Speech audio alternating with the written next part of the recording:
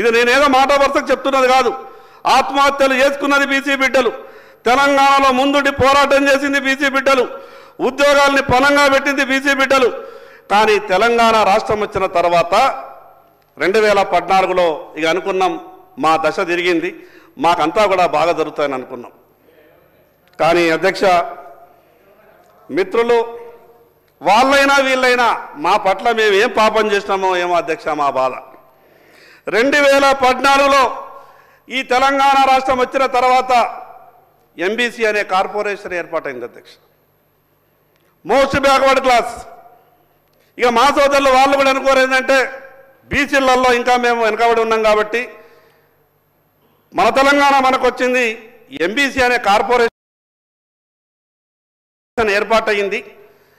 దానికి సంవత్సరానికి 1000 కోట్లు.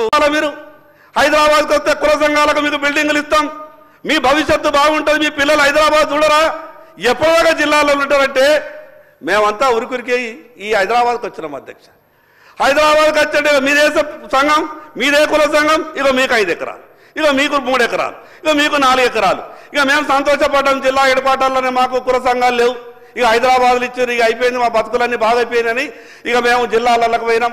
మా నాయకులంతా కూడా ప్రచారం చేసిండ్రు, అయిపోయినాయి మన బతుకులన్నీ మారిపోయినాయి, హైదరాబాద్లో మనకు పెద్ద పెద్ద సంఘ భవనం వచ్చిందని. అవి ఏడిస్తారు అధ్యక్ష, మాకు తెలుసా? మాకిచ్చేటి హైదరాబాద్కు 60 కిలోమీటర్ల దూరంలో, 60 కిలోమీటర్లు 70 కిలోమీటర్ల దూరంలో. కానీ మిగతా వాళ్ళకు అభివృద్ధి, ఈ రాష్ట్రానికి ముఖ్యమంత్రులు అయిన వాళ్ళకు, ఈ తెలంగాణ రాష్ట్రాన్ని పరిపాలించిన వాళ్ళకు, భారతదేశ రాజకీయాల్ని ప్రభావితం చేసేటోళ్లకు వాళ్ళకు హైదరాబాద్లో బంజారా హిల్స్కు దగ్గరిస్తారు అధ్యక్ష. ఇది వివక్ష కాదు అధ్యక్ష? ఆ పార్టీ అయినా ఈ పార్టీ అయినా బీసీల గురించి ఏం ఆలోచిస్తున్నారు అధ్యక్ష? మరి ఎన్ని సంవత్సరాలు ఈ రకమైనటువంటి పరిస్థితులే ఉంటే కేవలం ఎన్నికల సమయంలో మాట్లాడతాం, మిగతా సమయంలో ఈ రకమైనటువంటి దారులు ఎన్నుకుంటామంటే మేము ఏ రోజు బాగుపడాలి అధ్యక్ష? అధ్యక్ష, ఈరోజు బీసీల పరిస్థితి అధ్యక్ష, నా నాయ బ్రాహ్మణ సోదరుడు బార్బర్ షాప్ పెట్టుకుంటా అంటే బ్యాంకులు లోన్లు ఇయ్యాయి అధ్యక్ష. నా రజక సోదరుడు ల్యాండ్రీ దుకాణం పెట్టుకుంటామంటే బ్యాంకులు లోన్లు ఇయ్యాయి అధ్యక్ష. కానీ హబీబ్ పెన్షన్ హౌస్ లేదా మిగతా ఇంగ్లీష్ పేరు పెట్టుకొని డ్రై క్లీన్ షాప్ అంటే దానికి లోన్లు ఇస్తారు అధ్యక్ష.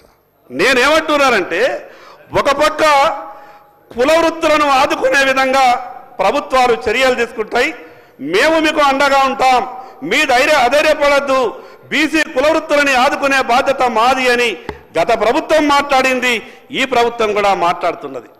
మేము ఏమనుకుంటామంటే అధ్యక్ష, మేమంతా కూడా కుల వృత్తుల మీద ఆధారపడ్డటువంటి మా బీసీ కుల సోదరులు అసలైతే కుట్ర దాంట్లోనే దాగిన అధ్యక్ష.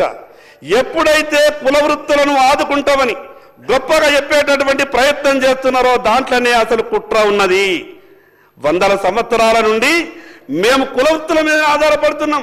ఇంకా ఏదైనా ప్రభుత్వం 5,000 10,000 సహాయం చేస్తుందంటే అదే గొప్పది అనుకుంటున్నాం అధ్యక్ష. కుల వృత్తుల మీద ఆధారపడ్డాం కాబట్టి, ఆ కుల వృత్తుల మీద ఉన్నాం కాబట్టి ఈ ప్రభుత్వాలు ఇచ్చేటటువంటి ఏదో అరకొర సాయం మీద మేము దృష్టి పెట్టినాం కాబట్టి ఇంకా ఎదుగుతలేము అధ్యక్ష. మేము అధ్యక్ష ఎంత గొప్పగా చెప్పింది అధ్యక్ష.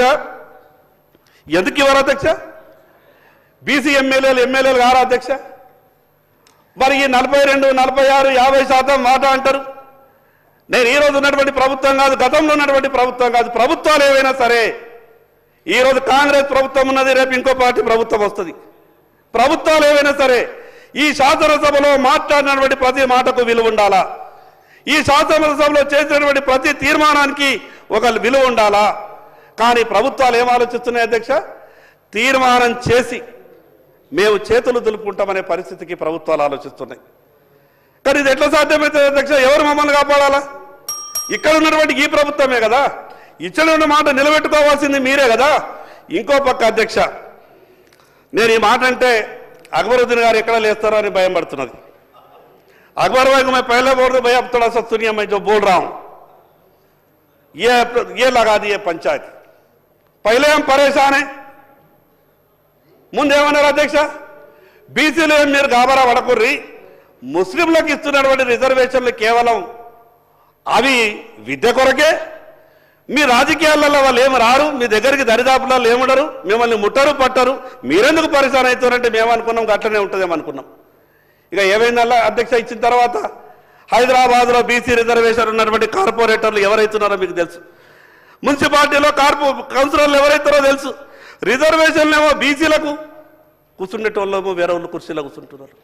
మరి ఇది ఎట్లా అధ్యక్ష? అసలు ఇంకోటి ఒక గొప్ప పదం తీసుకొచ్చారు అధ్యక్ష ఈరోజు ప్రభుత్వం. నాకు ఇది అర్థం కాలేదు అధ్యక్ష. ఈ హిందూ బీసీలు అనేది కులాలు అనేది హిందువులలోనే కులాలు, ఇది కొత్తగా పదం తీసుకొచ్చారు. మరి నేనైతే ఇది ఎక్కడా చూడలేదు. హిందూ బీసీలు, ముస్లిం బీసీలు, ఇది ఎక్కడ పదం అధ్యక్ష? అసలు ఇది రాజ్యాంగం ఒప్పుకుంటుంది అధ్యక్ష? ఇటువంటి పదాలు వాడి ఈ రిపోర్టు మీరు బయట పెట్టి రేపు బీసీలకు ఎట్లా న్యాయం చేస్తారు అధ్యక్ష? హిందూ బీసీలు, ముస్లిం బీసీలు, అసలు ఈ రకంగా బీసీలు ఉంటారా? బీసీలు అనే పదం ఇది ఎక్కడైతే మీరు ఈ ప్రపంచంలో ఎక్కడ లేనటువంటి ఈ పదాన్ని మీరు జోడించిండ్రో ఇదొక్కటి చాలా అధ్యక్ష కోర్టులు కొట్టేటందుకు. ఇక రావు అధ్యక్ష, రిజర్వేషన్లు రావు అధ్యక్ష. కోర్టు ఒక్కసారి హైకోర్టు అయినా సుప్రీంకోర్టు అయినా హిందూ బీసీ, ముస్లిం బీసీ అనే పదం వాడిండ్రు అని ఒక్కసారి మామూలు వ్యక్తి ఒక పిటిషన్ ఎత్తేదారు అధ్యక్ష, వారం రోజులు ఇది కొట్లు పోతాయి అధ్యక్ష. మరి తెలిసి చేస్తున్నారా లేదా అధికారుల తప్పిదమా? సరే ఇది ఎట్లన్నా కొట్టేసేది కదా, ఇది ఒక రోజుకి అసెంబ్లీకి కదా, ఏదో 4 కాగితాలు పెట్టేది కిరికిరి పోతుంది, రేపో మాపో ఎలక్షన్ చేయాలని చెప్తున్నారా? మాకు అర్థమైతలేదు అధ్యక్ష. మీ ద్వారా నేను గౌరవ ముఖ్యమంత్రి గారికి విజ్ఞప్తి చేస్తా ఉన్నాను. నేను మొదలు ఒక మాట చెప్పిన అధ్యక్ష, మీరు కామారెడ్డిలో చేసినటువంటి డిక్లరేషన్ వల్ల మేము చాలా సంతోషపడ్డాం. మా ద్వారా మీకు విజ్ఞప్తి ఏం చేస్తున్నామంటే, మీరు రాజకీయంగా తప్పించుకునేటటువంటి ప్రయత్నం చేయకండి. ఇది మా పరిధి కాదు, కేంద్ర ప్రభుత్వం అని చెప్పి రాజకీయంగా మీరేదో దీంట్లోకి వెళ్ళి ఎస్కేప్ అయ్యే ప్రయత్నం చేయకండి. ఈరోజు కేంద్ర ప్రభుత్వమైనా మీకు అధ్యక్ష నేను ఇంకో విషయం చెప్తా మీ ద్వారా గౌరవ ముఖ్యమంత్రి గారికి. ముఖ్యమంత్రి గారికి ఎంత అపారమైనటువంటి అనుభవం అంటే, ఈ భారతదేశంలో ఉన్నటువంటి ఏ కోర్టులు ఏ కేసులు కొట్టేసిర్రో లేదా ఉన్నటువంటి లొసుగులన్నీ మీద పూర్తిగా అవగాహన ఉన్నది అధ్యక్ష. 42% స్థానిక సంస్థల్లో ఇస్తామని అన్నప్పుడు ఈ ఉన్న ఇబ్బందులన్నీ కూడా మీకు తెలుసు. ఈ ఇబ్బందులు ఉన్నాయని తెలిసిన తర్వాత ఈ 14 నెలలలో మీరు చేయాల్సినటువంటి కార్యక్రమాలు చేయలేదు అధ్యక్ష.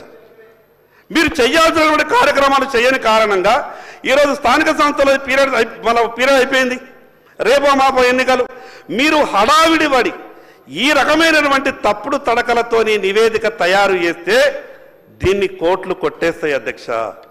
ఇంకోటి అధ్యక్ష, ముఖ్యమంత్రి గారు ఒక మాట చెప్పారు, మేము ఇల్లుకి స్టిక్కర్లు అంటేసారు అధ్యక్ష, మా ఇంటికి 2 అంటేసారు. నేను చూసిన మా నీళ్ళు ఒకటే కాదురా బాబు 2 స్టిక్కర్లు ఎట్లయినాయంటే, ఏమో సార్ అని అన్నారు. నేను అనుకున్నా మరి ఎక్కువ ఈయన చూపుతారేమో బీసీ జనాభా, నా ఇంటికే 2 చిట్టీలు అంటేసిందంటే మరి సంఖ్య మన పెరుగుతుందేమో అనుకున్నాం.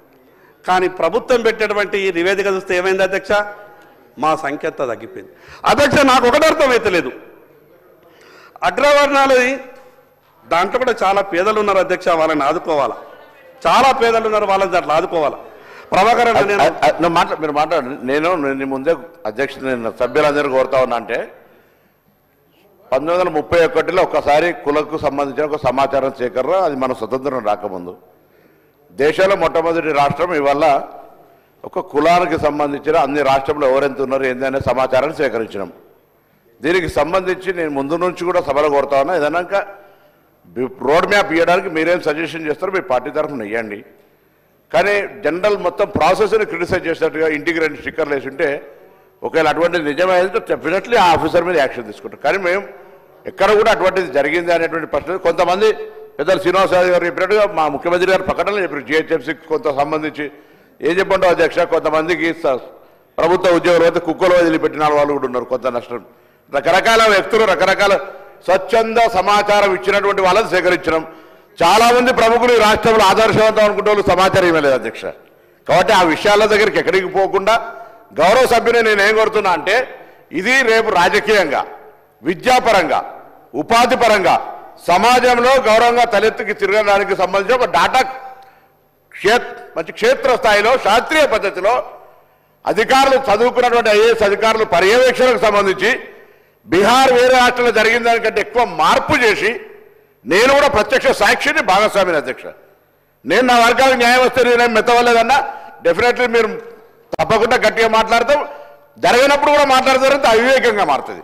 నేను కూడా ఇప్పుడు ఏమంటున్నా మిమ్మల్ని దయచేసి గౌరవ బలహీన వర్గాల శాసనసభ్యుడిగా మీరు ముందు సీట్లో రావాలని కోరుకుంటూనే మీరు మీ పార్టీకి సంబంధించిన ఐడియాలజీ చెప్పండి, భవిష్యత్తు న్యాయం జరగడానికి ఒక రోడ్ మ్యాప్ ఇవ్వండి.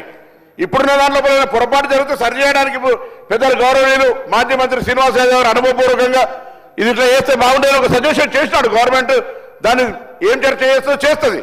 కాబట్టి దయచేసి మీరు మనం ఎలక్షన్ కమిషన్ అని చెప్పింది ఇంకా ఇప్పుడు వచ్చిన సమాచారానికి సంబంధించి మీరు ఎప్పుడైనా ఎక్కడైనా ఎట్లా దానికి చర్చ చేయమని చేద్దాం, కానీ దయచేసి దీనికి సంబంధించిన ఈ సమాచార సేకరణను ప్రశంసించకపోతే కనీసం సలహా సూచన చెప్తూ భవిష్యత్తు రోడ్డు మ్యాప్కు కొంత బలహీన వర్గాల గౌరవం పెరగడానికి మంచి మార్గము అన్వేషణ చేయమని చెప్పి కోరుతాను. ఇది అందరి విద్యా, ఉపాధి, సామాజిక, రాజకీయ, ఆర్థిక అనేక రకాల మార్పుకు ఒక తొలి మెట్టు.